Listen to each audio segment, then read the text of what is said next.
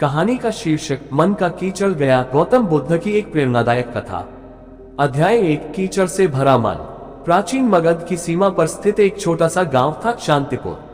वहां एक ब्राह्मण परिवार में जन्मा एक युवक था जिसका नाम था सत्यदत्त। उसका मन बड़ा अशांत रहता। न वह किसी से प्रेम कर पाता, न किसी की सेवा कर पाता। दिन रात वह दूसरों की बुराइयां सोचता और अपने जीवन की विफलताओं पर झुंझलाता रहता। एक दिन गांव में ये खबर फैली कि स्वयं भगवान गौतम बुद्ध पास के वन में चातुर्मास के लिए रुके हैं। सत्यदत्त को इस बात से कोई फर्क नहीं पड़ा। उसने तो मन में निश्चय कर लिया था, ये सब झूठे उपदेशक हैं, मेरा जीवन कोई नहीं बदल सकता। लेकिन उसकी माँ, एक वृद्धा और शांतचित्त महिला, दिन रात प्रार्थना करती रहती थी, हे बुद्ध, मेरे बेटे के मन का कीचड़ धो दो। अध्याय 2। पहली भेंट। एक दिन सत्यदत्त की मां ने उससे कहा, बेटा, मेरी अंतिम इच्छा है, एक बार बुद्ध को देखाओ। मां की भावनाओं के आगे झुकते हुए वह बुद्ध के पास गया, लेकिन उसके चेहरे पर अहंकार साफ झलक रहा था। बुद्ध ने उसे देखा, मुस्कुराए और बोले, आओ सत्यदत्त, बैठो। मैं तुम्हारे प्रश्नों का उत्तर नहीं दूंगा, लेकिन एक कार्य दूंगा। सत्यदत्त चौंका, उत्तर नहीं दोगे, कार्य कराओगे? हाँ, बुद्ध बोले, जाओ उस सरोवर से थोड़ा सा पानी इस कटोरे में भर लाओ, लेकिन ध्यान रखना जल इतना निर्मल हो कि उसमें आकाश दिखे। सत्यदत्त हंस पड़ा, पानी तो पानी होता है, इसमें भी आकाश दिखेगा। लेकिन बुद्ध शांत रहे। अध्याय 3। कीचड़ और प्रतिबिंब। सत्यदत्त गया, सरोवर से पानी भरकर लाया, लेकिन कटोरे में गंदगी और कीचड़ था। उसने बुद्ध को दिखाया। बुद्ध बोले, अब इसे रख दो और बस देखते रहो, मत छुओ, मत हिलाओ। वह देखने लगा, धीरे धीरे कीचड़ नीचे बैठने लगा। एक समय आया जब कटोरे का जल इतना स्वच्छ दिखने लगा कि उसमें आकाश, बादल और उसका चेहरा भी प्रतिबिंबित हो रहा था। देखो, बुद्ध बोले, जैसे यह पानी शांत होकर निर्मल हुआ, वैसे ही मन भी शांत होकर आत्मा को प्रतिबिंबित करता है। कीचड़ कोई और नहीं, तुम्हारे विकार हैं, क्रोध, ईर्ष्या, घृणा। सत्यदत्त स्तब्ध था। अध्याय 4। मन की साधना। अब सत्यदत्त प्रतिदिन बुद्ध के सत्संग में आने लगा। धीरे धीरे वह मौन को अपनाने लगा। बुद्ध ने कहा, मन को शांत करने के लिए दो ही उपाय हैं, ध्यान और सेवा। सत्यदत्त ने जंगल में रहकर ध्यान करना शुरू किया। वह हर दिन अपने भीतर उठते विचारों को देखता, कभी माँ की बातें याद आती, कभी पुरानी जलने और कभी एक गहन खालीपन। बुद्ध कहते, जैसे सरोवर अपने में सब कुछ समा लेता है, वैसे ही सजग साधक मन की हर हलचल को देखता है, स्वीकारता है और अंततः उसे पार कर जाता है।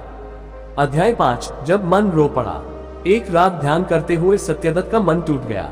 उसे अपनी माँ के आंसू याद आए, जिनसे वह वर्षों से बेपरवाह था। वह फूट फूट कर रो पड़ा।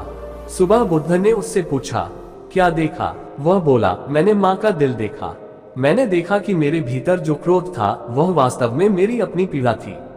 बुद्ध बोले, जब मन का कीचड़ बह जाता है, तब हृदय में करुणा का झरना फूटता है। तुम अब उस मार्ग पर हो जहाँ दुख समाप्त होते हैं। अध्याय 6। जीवन का नया प्रारंभ। कुछ महीनों बाद सत्यदत्त ने मां से क्षमा मांगी। वह अब गांव में सेवा करता, रोगियों की देखभाल करता और बच्चों को नैतिक शिक्षा देता।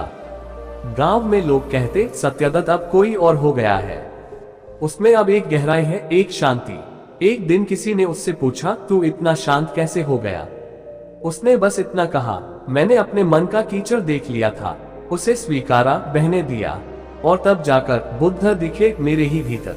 मौन की वह गहराई। सालों बाद सत्यदत्त स्वयं एक ध्यान गुरु बन गया, लेकिन उसने कभी स्वयं को गुरु नहीं कहा।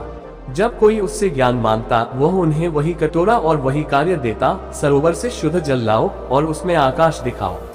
लोग सोचते थे, ये तो बस एक प्रतीक है, पर बुद्ध ने उसे जो दिया था, वह प्रतीक नहीं था, वह मार्ग था, मन को देखने, समझने और शुद्ध करने का मार्ग। और इस तरह मन का कीचड़ गया और एक आत्मा को अपने ही भीतर बुद्धत्व का अनुभव हुआ। अध्याय 7। भीतर की लड़ाई। ध्यान के दौरान एक दिन सत्यदत्त को अपने भीतर दो आवाजें सुनाई दी। एक कहती, तू अब भी अपूर्ण है, तेरे भीतर अभी भी वासना और क्रोध छिपे हैं। दूसरी कहती, तू प्रयास कर रहा है और वही सबसे बड़ी बात है। वह व्याकुल हो उठा। उसने बुद्ध से पूछा, भगवान, ये द्वंद्व क्यों चलता है मेरे भीतर? बुद्ध बोले, मन दो भागों में बटा है, एक अंधेरे में जीता है, दूसरा प्रकाश की ओर देखता है। जब तू ध्यान करता है तो ये दोनों आमने सामने हो जाते हैं। इसी को भीतर की लड़ाई कहते हैं। और इसका अंत कैसे होगा? जब तू निर्णय लेगा कि तू कौन है, अंधकार या प्रकाश। यह कोई आसान युद्ध नहीं, लेकिन इससे बच भी नहीं सकता। अध्याय 8, माँ का मौन। एक दिन सत्यदत्त की माँ बीमार पड़ गई। वह चुपचाप उसके पास बैठा रहा। माँ ने आंखें खोली, मुस्कुराए और कहा, अब तुझे कुछ कहने की जरूरत नहीं। तू जो बन गया है वही मेरे सारे प्रश्नों का उत्तर है। उसकी आंखों से आंसू बह पड़े। उसने माँ का हाथ पकड़ा और बोला, माँ, मैं तेरे कारण बुद्ध तक पहुंच सका। तूने मुझे इस जीवन का सबसे सुंदर वरदान दिया, स्वयं को जानने का अवसर। माँ ने बस इतना कहा, जो बेटा अपने भीतर झांक सके वह कभी संसार में खोता नहीं। अध्याय 9, मोह का पुनः आगमन। एक दिन गांव में एक सुंदर युवती ध्यान साधना के लिए आई। उसका नाम था संध्या। सत्यदत्त ने पहली बार किसी के लिए आकर्षण महसूस किया। वह भीतर से हिल गया, क्या मैंने अभी तक वासना को जड़ से नहीं मिटाया? उसने बुद्ध से कहा। मैं फिर से डगमगाने लगा हूँ। बुद्ध बोले, सत्यदत्त, तुमने मन के कीचड़ को देखा है, लेकिन उसमें अभी भी कुछ अवशेष हैं। उसे हटाने के लिए भागो मत, उसे देखो। उस मोह को देखकर भी शांत रह सको, वही साधना की सिद्धि है। उसने भीतर से संध्या को आशीर्वाद दिया, तू मेरी आत्मिक यात्रा में एक आईना बनकर आई थी, धन्यवाद। अध्याय 10, जब मौन उत्तर देता है। एक दिन एक ब्राह्मण सत्यदत्त से बहस करने आया। ध्यान से क्या होगा? क्या तुझे भगवान दिख गया? सत्यदत्त ने कोई उत्तर नहीं दिया। वह बस मुस्कुराया और एक दीपक जलाया। ब्राह्मण हंस पड़ा, क्या ये तेरा उत्तर है? सत्यदत्त बोला, हाँ, ये दीपक वही है जो भीतर जल रहा है। तू देख नहीं सकता, लेकिन जो देख सकता है उसे कोई शब्द नहीं चाहिए। ब्राह्मण मौन हो गया। अध्याय 11, मृत्यु और मोक्ष का अनुभव। एक दिन ध्यान में बैठते ही सत्यदत्त को अपने शरीर से परे एक अनुभव हुआ, जैसे वह स्वयं को देख रहा हो। वह मृत्यु के पार चला गया। जब ध्यान समाप्त हुआ, वह रो रहा था, भगवान, मैं अब जान गया, मैं शरीर नहीं हूँ, न विचार, न भावना। मैं तो केवल एक जागरूक उपस्थिति हूँ। बुद्ध ने उसकी आंखों में देखा और कहा, अब तू स्वतंत्र है। अब तेरे भीतर कोई कीचड़ नहीं रहा, केवल निर्मल जल जिसमें सच्चा स्वर्ग झलकता है। सत्यदत्त से शांति मित्र। सत्यदत्त अब गांव का प्रमुख मार्गदर्शक बन चुका था, लेकिन कभी स्वयं को गुरु नहीं कहता था। लोग उसे प्रेम से कहते शांति मित्र। वह कहता, बुद्ध ने मुझे कुछ सिखाया नहीं, उन्होंने सिर्फ मुझे दिखा दिया कि मैं कौन हूँ। जब मन का कीचड़ गया, तब मैं पहली बार स्वयं से मिला। उसकी समाधि के दिन पूरा गांव मौन था। कोई शोक नहीं, केवल मौन ध्यान, क्योंकि सबको पता था एक आत्मा जिसने अपने भीतर के कीचड़ को धोकर बुद्धत्व पाया, वह कभी मरता नहीं। अध्याय 12, मौन की परीक्षा। एक बार सत्यदत्त को नगर के राजा ने आमंत्रित किया। वहां पहुंचे अनेक विद्वान, तर्की और तपस्वी। सभी बुद्ध के शिष्य सत्यदत्त को चुनौती देने आए। एक ब्रह्मचारी बोला, कहा जाता है तू मौन में उत्तर देता है, लेकिन मौन तो डरपोकों की भाषा है। सत्य का रक्षण तो वाणी से होता है। सत्यदत्त कुछ नहीं बोला। वह बस अपने आसन पर बैठ गया और आंखें मूंद ली। धीरे धीरे उसकी उपस्थिति ऐसी गहन होती गई कि सभा का शोर धीमा पड़ गया। जो लोग उपहास कर रहे थे, उनके हृदय में कंपन होने लगा। सत्यदत्त ने आंखें खोली और कहा, सत्य को रक्षण नहीं चाहिए, वह केवल अनुभव चाहता है। जो मौन में उतर सके, वह स्वयं सत्य बन जाता है। सभा में मौन छा गया और पहली बार सब मौन से हारे। अध्याय 13, निर्विकल्प ध्यान। अब सत्यदत्त गुफाओं में जाकर ध्यान करता। एक बार वह 7 दिनों तक बिना अन्न जल पूर्ण स्थिरता में बैठा रहा। वह न श्वास की गति जानता था, न समय का प्रवाह। जब 7वें दिन आंखें खुली, तो उसके मुख से केवल एक वाक्य निकला, अब मैं जान गया मैं नहीं हूँ, और यही मेरा सबसे बड़ा सुख है। बुद्ध ने दूर से यह अनुभव किया और कहा, सत्यदत्त अब निर्विकल्प समाधि में प्रवेश कर चुका है। ये वही स्थिति है जहाँ बुद्धत्व खिलता है, जैसे कमल कीचड़ से उठकर निर्मल जल में खिलता है। अध्याय 14, द्वार पर आने वाले लोग। अब सत्यदत्त का आश्रम एक तीर्थ बन गया, लेकिन वह किसी को शिष्य नहीं कहता और स्वयं को गुरु नहीं मानता। जो भी आता वह बस इतना कहता, तू भीतर देख, बाहर कुछ नहीं मिलेगा। जो भीतर नहीं मिला, वह दुनिया के किसी ग्रंथ या प्रवचन में भी नहीं मिलेगा। लोग उसे पकड़कर पूछते, तू हमें मार्ग दे, दीक्षा दे। वह हंसकर कहता, तुम पहले यह मानो कि तुम खोए नहीं हो, केवल आंखें बंद हैं। अध्याय 15, अंतिम मौन। एक दिन जब आकाश बादलों से घिरा था, सत्यदत्त ने अपने पास आने वालों से कहा, अब मैं बोलना बंद करता हूँ, अब केवल मौन रहेगा। लेकिन जो भी इस मौन में प्रवेश कर सका, उसे मैं सब दे दूंगा, बुद्धत्व तक का अनुभव। लोग सोचने लगे, अब ये कभी नहीं बोलेगा। लेकिन अगले 7 दिन उस आश्रम में जो मौन छाया वह ऐसा था कि लोग बाहर से आते ही रो पड़ते। बिना कुछ कहे ही वे भीतर उतरते और लौटते समय मौन और शांति में डूबे होते। सत्यदत्त स्वयं एक प्रकाश स्तंभ बन चुका था, जो कुछ नहीं कहता था लेकिन सब कुछ दे देता था। कीचड़ गया, प्रकाश बचा।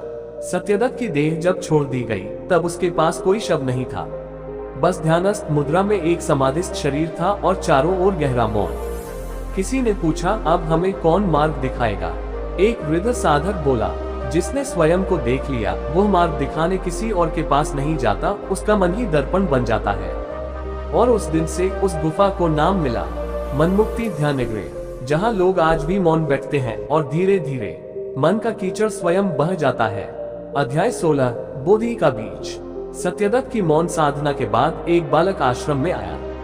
नाम था आरव। वह बोला, मुझे ध्यान सिखाओ, पर मेरी बुद्धि बहुत चंचल है, मैं शांत नहीं बैठ सकता। सत्यदत्त मुस्कुराया और एक बीज उसे देकर कहा, इसे रोक दे और हर दिन मौन में बैठकर देख कि यह कैसे उगता है। आरव ने पूछा, यह ध्यान कैसे हुआ?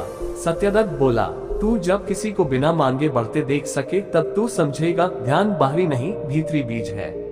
6 महीने बाद वह बीज एक वृक्ष बन चुका था और आरव पहली बार ध्यान में गया।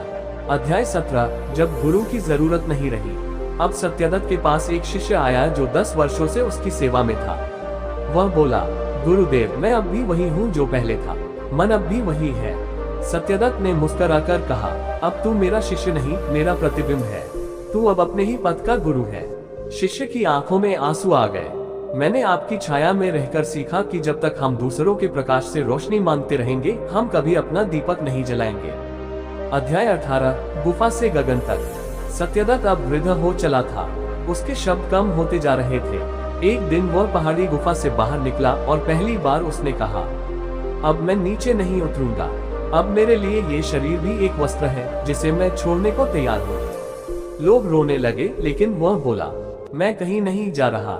जहाँ मन शांत हो वहाँ मैं हूँ, जहाँ ध्यान हो वहाँ मैं जीवित हूँ। और उसी पहाड़ी पर शांत आकाश की ओर मुख करके ध्यान में लीन सत्यदत्त ने अपनी अंतिम सांस ली। अंतिम अध्याय वो दीपक जो कभी बुझा नहीं। समय बीत गया। आश्रम अब एक तीर्थ बन गया था। वहाँ कोई पूजा, मूर्ति या मंत्र नहीं थे, केवल मौन, ध्यान और पेड़ों की छाया। आरव अब बड़ा हो चुका था और वही ध्यान सिखाता। उसने बच्चों से कहा, वह आदमी जो कभी गुरु नहीं बना वही आज सबका दीपक है। लोग अब भी वहां जाते हैं, सत्यदत्त को खोजने नहीं, बल्कि अपने भीतर वह मौन खोजने जो सब उत्तर दे देता है।